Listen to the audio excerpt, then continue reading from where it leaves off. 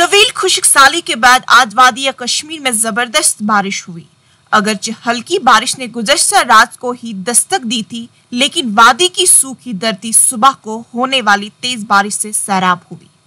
شدت کی گرمی سے نجات ملنے کے بعد لوگوں نے راحت کی سانس لی ہے۔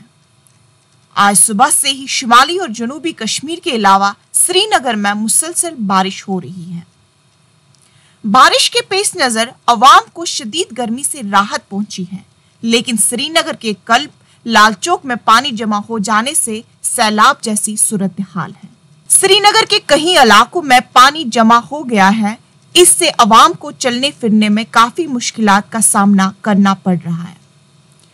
آپ کو بتا دیں کہ گرمی کی شدت میں مسلسل کئی روز سے نمایاں اضافہ ہو رہا تھا۔ سری نگر میں درجہ حرارت 34 ڈگری سیلسیس تک پہنچ گیا تھا۔ کسانوں اور خاص کر سیب کی صنعت اور کاشتکاری سے وابستہ افراد نے بارش ہونے پر مسرت کا اظہار کیا ہے۔ رود پیو باغاتو خطر بڑا اصل اس تمن ومید یہ رود گئی برابر یہ گو بڑا مفید پہ اللہ تعالیٰ سن رحمت بارش یہ خوش قسمت یہ لوگ ونان یہ ہو گھس یہ گھس بہرحال رب العالمین تھوت تو بوڑ بہرحال کنس نا ومید آج ہے رود پہ۔ ان کا کہنا ہے کہ رواں موسم میں بارش ہونا فصل کے لیے کافی مفید ہے۔ خدائن کو عنایت چیزاں رحمت باران پیو اچ امید یوت نیرِ اصل فصل۔ انہوں نے رواں برس اچھی پیداوار نکلنے کی امید ظاہر کی ہے۔